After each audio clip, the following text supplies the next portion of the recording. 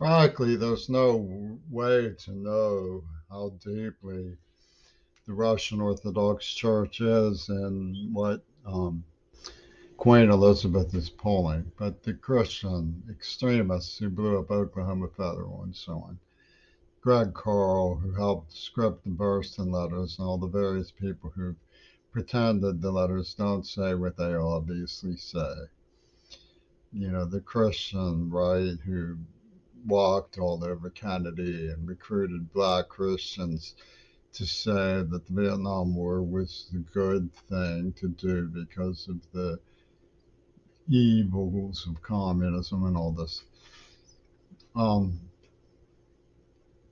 it's a repugnant situation in terms of bell letters. Like nobody wants to get involved in politics because of the junk that goes on, like, but there is something to be said for evaluating situations so as not to avoid any kind of encounter with comprehension that might be available. For example, we know the sickening Paul McCartney. I mean, his name is so abhorrent, I can't even bear to say it. It's so pale, ghostly, worthless, and appalling. We know that this putrid individual thrives in seeing people turn on what they love. It gives them some kind of like sick giggle on which he feeds. So he does things, 1984 boorish Orwellian things, about do it to her, do it to her, do it, and he's a criminal psychotic. I mean, that's not there's no reason to rehearse the details of his manias. But what we see that has emerged from the New Left in Seattle and UW Dialectical and the showdown psychiatry of, South Vietnamese hating the liberal anti-war person, and Clint Eastwood getting even for an insult to his whores, and the various stupidities that are brought to bear on me with the, you know, redneck revolver underlying the idea of social change and undercutting hope, And it's not even strange in the United States. It's standard 50s holdover. Just is Daniel Craig's James Bond sequence from Foreign England, which got worked through the ranks of Mancini and Shot in the Dark and Woody Allen's Noah virus from long ago. And so, like the appalling bad taste of putting out a fear monger story about biological warfare while COVID was happening. Having this dude who wanted to stalk down and kill everything his enemy loved, sort of like Yoko Ono's palatial cackle about getting even on Little Boy from Hiroshima. Plays through the whole miasma as a reality check on American political sanity. So, and these are clear and present dangers as ever been.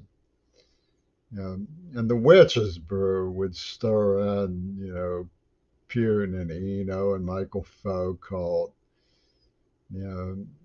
add a dash of Kennedy tragedy, and, prudent people hide from politics if they love their families. I mean, the Sophie's Choice game that has been uploaded from Harbor Warriors.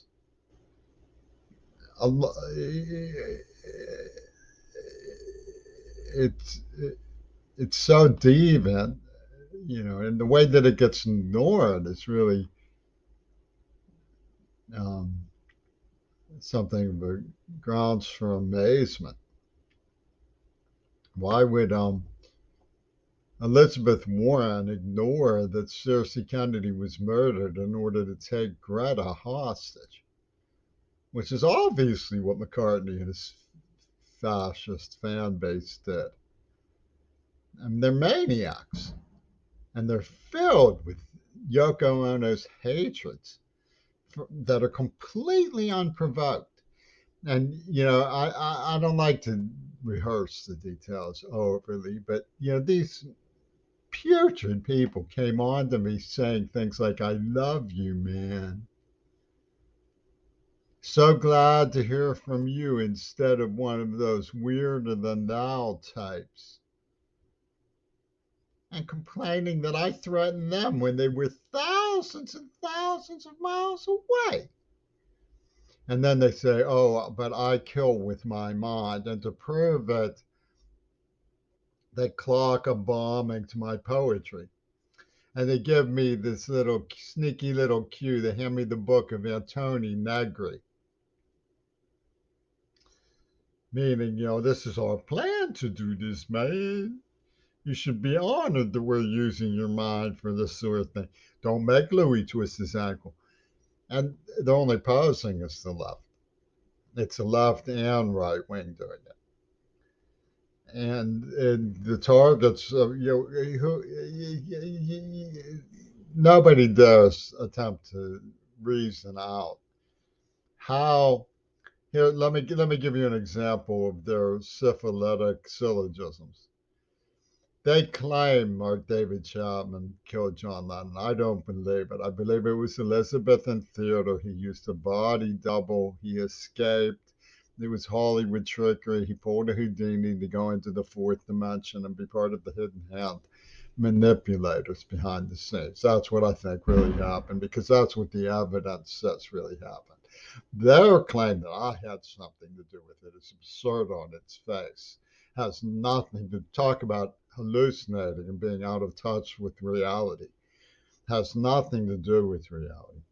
In fact, it's such a dissertation of absurdity and absurd theater that it makes a brother forget what he was about to say. How's that? So I have Mark David Chapman. They claim murdering John Lennon because he wants to put the last nail in the coffin in the 60s, is what it's a line, Shakespeare line they read him from Camp David scorecards or whatever went on. The New York Times said, "Here's what we're saying," he said. The last, so what that implies is that John Lennon was, JFK got hammered shut, Martin Luther King got hammered shut, Bobby Kennedy got hammered shut, and John Lennon was the last nail in the coffin of the 60s. Okay, suppose you believe this, and suppose you believe that Reagan cared about all of those nails in the coffin of the 60s. He lived to defend liberals. He was their sacred spiritual bedfellow. Like he meant well when he meant John Lennon, and Martin Luther King when he laid the wreath at Bitburg Belsen for the Gestapo cemetery. So suppose you believe it. Jimmy Creary killed John Lennon with his mind. Suppose you believe the entire Rhapsody, the penis Paul McCartney put together and sold to millions of people and destroyed my life with. Suppose you believe all of that. Okay. How do you figure that avenging that was murdering Cersei? I'm not going to try to do your work for you, Mr. McCartney. Clap, clap for Mr. McCartney. Clap, clap. He saw the imponderable. Mm-hmm. He saw the effervescent, mysteriacal. Mm-hmm. He saw the Brian Enese epitome. He saw the master release. He saw the fulcrum beyond the veil. Yeah, the fulcrum beyond the veil is what Mr. McCartney saw. And he released their spirits to Yasukuni's shrine by murdering Circe because because he's what class? Because he's a brilliant mind. He's he, he's a genius.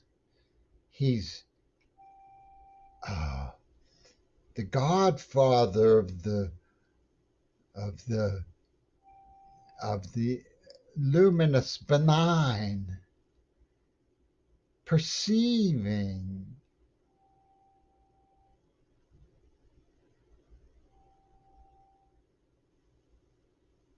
Ain't that